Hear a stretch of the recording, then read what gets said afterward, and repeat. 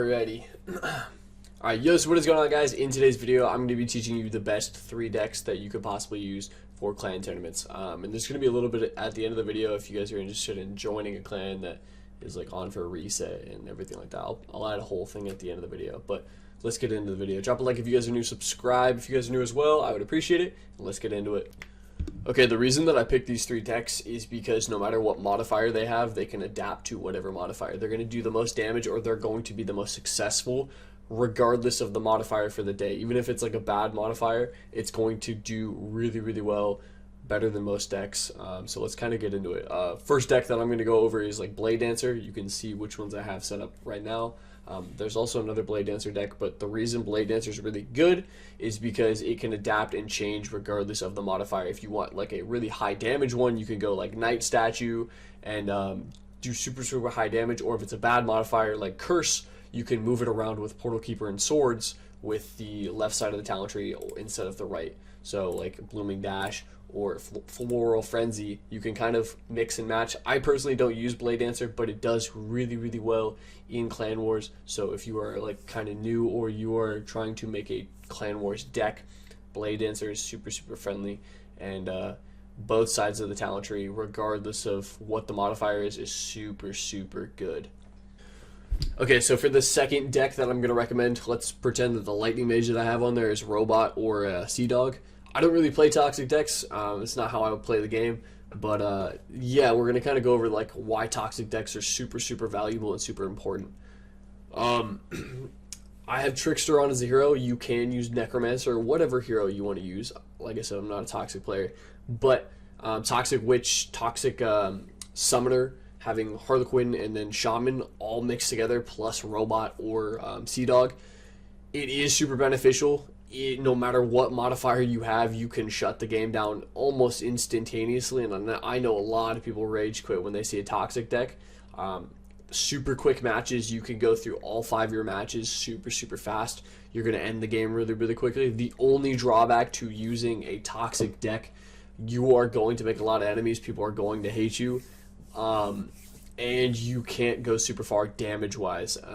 It's a good use of the deck early on. You can end the games quickly, but if you don't end the games quickly, you're kind of screwed. If you normally, most toxic decks, even if you're like really good at the game and you're like top 1%, for a lot of those guys, because I verse a lot of toxic decks in tournaments, you rarely see them go like 3 billion plus damage. So if you don't end the game quickly, you're kind of screwed, but that's the only drawback to the toxic decks. Alright, number 3 is not going to come really any surprise to any of you. It's going to be Genie. Why, though? Why is this a good tournament deck? Let's kind of dive into it, right? I verse toxic decks all the time in Clan Wars. It happens all the time. This deck is the perfect counter. It can cycle, it can cleanse, and if you have it set up properly, you can go so far. Yes, you could use Mermaid as a hero as well to help your cleansing ability if you're running into a lot of toxic players. If you run the right spells with Genie, like a mana increase, you can go even further. But the damage, the flexibility with the modifiers, this deck, it just reigns supreme.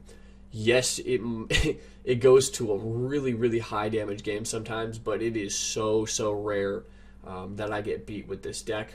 I feel like the only people that I really lose to are like maxed out bards, or like other Genie players that just have like everything maxed out, like a max Snowflake, maxed out gear, maxed everything, you know, or they have the item and I don't.